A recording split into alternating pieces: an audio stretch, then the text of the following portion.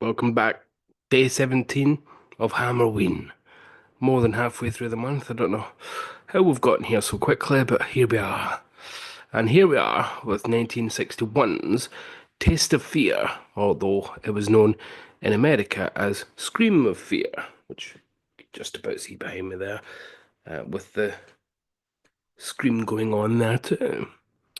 The title changed to give it a more visceral effect when tried to promote it as a horror stateside. So, as always, plot synopsis and then review. But believe me, this is one of the easiest ones to do.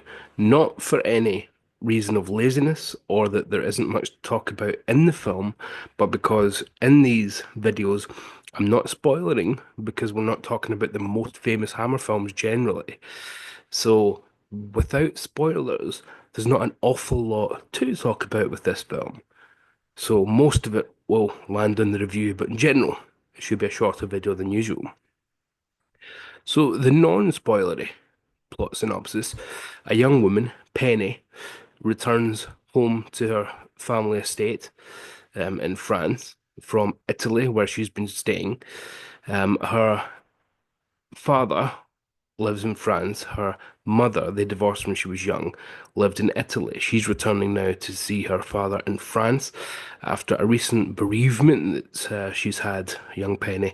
She lost her very best friend, who she'd been very close to for a number of years, after an accident which left Penny in a wheelchair. So Penny returns home, expects to see her father, but doesn't. Instead, she's greeted by her stepmother, who is played by the wonderful Anne Todd. And the stepmother, Jane, is terribly nice. She's had all sorts of arrangements made and the house rearranged with ramps and whatnot, all except the front door, so that young Penny feels comfortable, easy access. We're going to give you a good life here, sweetheart. You can trust me. So the stepmother says your father's out of town, though. Sorry about that. But don't worry, I'm sure he'll be back in a few days. Cut to that night. Penny goes investigating on her own, and she finds in the summer house of the estate that, again, I'm trying to be so non-spoilery here with absolutely everything. I'm being very cautious. She finds in the summer house a corpse, and not just any corpse, a corpse of her father, sitting bolt upright and staring right at her. She flees in terror in her wheelchair and falls into the swimming pool. She's rescued by the kind of mechanic of the house, but he's a kind of all-round handyman that lives there on site. Robert, played by Ronald Lewis. He rescues her, and a doctor's called in just to make sure she's okay, played by Christopher Lee, Dr. Gerard. And he says, after all the traumas you've been through, losing your friend, and having your own accident, which has led to you losing your limbs, the use of your limbs, it's not uncommon for people like you to experience hallucinations and whatnot. And Penny says, "Well, let's go and check out the summer house." And wouldn't you know, it's as if nothing was touched for weeks, absolute weeks. Certainly no corpse there. She's two or three times something happens, and Penny says it will be like this, only to get to where they go. And again, I'm not spoiling what happens when. And no, it's not like she says it was at all. It's as if she's losing her marbles, or someone's trying to make it seem as though she is. And that's really about as far as I want to take the plot, which again is very thin, but I'll let the review do the heavy lifting. This is a stunning film, one of the best Hammer films in general, one of the best thrillers of the 60s, just an all-round classic thriller, really. A real psychological masterpiece written by the great Jimmy Sangster, who was trying to get away from Gothics and indeed tried to get away from Hammer. He very nearly did, but his benefactor suddenly passed away, I think. who was going to help him bring this film somewhere else. But Hammer took him in, to which you would only agree if he had the kind of control that Val Guest had on his films, which is to say creative control on set as well. So not just do the writing and then we'll worry about the rest, Jimmy. He wanted creative control as it went on as a production. It proves, of course, a massive success because Jimmy Sangster repeats this kind of film and this kind of formula quite a few times for Hammer, works his way to become a real Hammer icon. He already was for me with what he'd done writing the Gothics. But here he proves that someone like him who could take a script from scratch, this is an entirely original piece, and filter in films like Les Diaboliques and Psycho, both of which this film is often very compared to. Jimmy Sangster could make a film somewhat in those areas, but without being derivative. Just like he could make a Dracula film that didn't feel like, I've seen this before, I've seen a million Draculas, or a Frankenstein, which was totally unique from Universal's take. So Jimmy Sangster can do a vague diabolique type thriller, but without relying on too much copycatism, which is something not a lot of writers could do. In terms of the cast, Susan Strasberg plays Penny, and she's the daughter of Lee Strasberg, the great founder of the Method and whatnot. Wonderful performance, a very rich performance. And again, I can't go into too much of parts of these performances.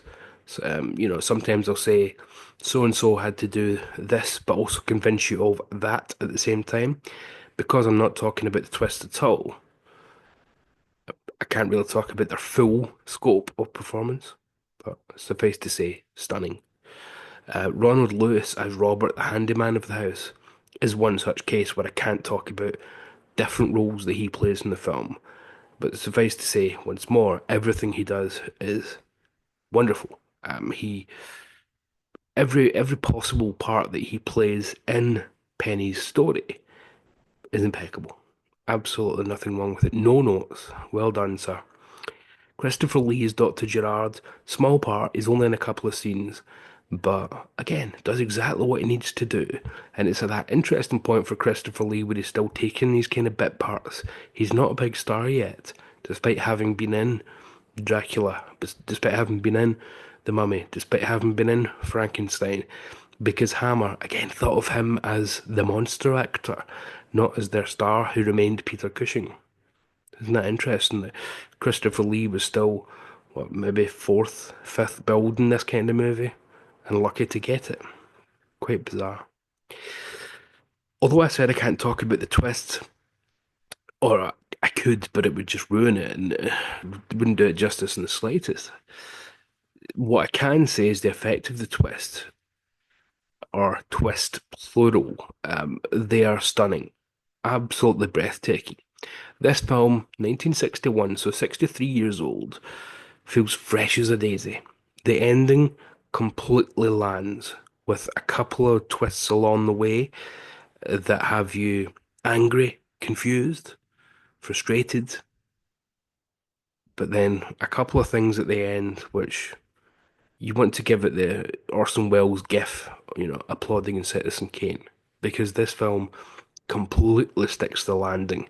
I said last week for The Snorkel that film was close to a great ending. It just needed to cut 40 seconds off the end. This film has a perfect ending, and it couldn't be bettered. It just couldn't be bettered. It, films like Diabolique, like Psycho have iconic endings. I'd argue this is better than either one of them in terms of how it sticks to the landing. Psycho, for example, has that awful postscript with Norman Bates being diagnosed on voiceover by a psychiatrist, which this film ends where it needs to end, leaves you with a real accomplished feeling. You've been on a real journey, even though the film is 82 minutes long. It's not even an hour and a half, but it's a hell of a journey you've been on. A wonderful story, wonderful plot on top of the story, wonderful performances to convince you every step of the way, And it's quite although it's not a gothic, it's somewhat of a modern twist on a gothic though, because you can extrapolate types from gothics. You know, the young inquisitive girl in the wheelchair, so effectively locked in a castle, if you will. That's a gothic character right there, as is the handyman of the castle kind of thing. As is the wicked stepmother potentially, or is she? Is it a bluff? Is she okay? Is she all right? As is the doctor who seems a bit too eager to diagnose Penny as being insane. So I think this is the film that shows what Sangster took from the Gothics, had taken from contemporary cinema, and really applies it to Hammer and gives them an absolute barnstormer, just a stone cold classic. So, although I don't think this has been a very convincing review in terms of I need to tell you why it's great because I don't want to spoil it for you. If I have any goodwill with you whatsoever and you haven't seen this film, just do yourself a favor and do so. Just beg, steal, borrow. Indicator have a wonderful Blu-ray of it. It is a monumental film. Take it out of Hammerween. This is just a great film. I wouldn't even say a good horror film because it's more of a thriller. You could watch this any time of the year. It is wonderful, wonderful stuff. Perfect, perfect film. No notes, literally. I just think this is perfect. Wouldn't change a single frame of it. Absolutely everything about it. Just remarkable stuff. Um, can't praise it highly enough. Directed by the great Seth Holt, who unfortunately was a stunning director who let his demons get the worst of him. Died, unfortunately, very young on the set of a Hammer film, Curse of the Mummy's Tomb. But he provides, again, someone who you can tell has been very much inspired by French filmmaking of the 1950s. You can tell that he's been looking at the continent, certainly been looking at French and Italian cinema of the late 1950s. So he's not just stuck to mainstream American, mainstream British, and most importantly, not just stuck to the Hammer formula or looking at old Gainsborough films, Hammer's predecessors. Remarkable stuff. If I continue the review any longer, I would just be throwing more superlatives at it. So suffice to say, this is just one of the best films to ever come out of Hammer Studios. You might have ones you prefer more. I do. But there's nothing wrong with this. It is an absolute masterpiece with just the most wonderful ending, the most cathartic ending to any film I can pretty much think of. So, Hammer, you really knocked a home run there. Well done, guys. Well done indeed. Folks, thank you very much. I shall see you tomorrow for day 18, and we're going to jump ahead a full decade to do something a bit more gothic with 1971's Hands of the Ripper. I'll see you then, guys.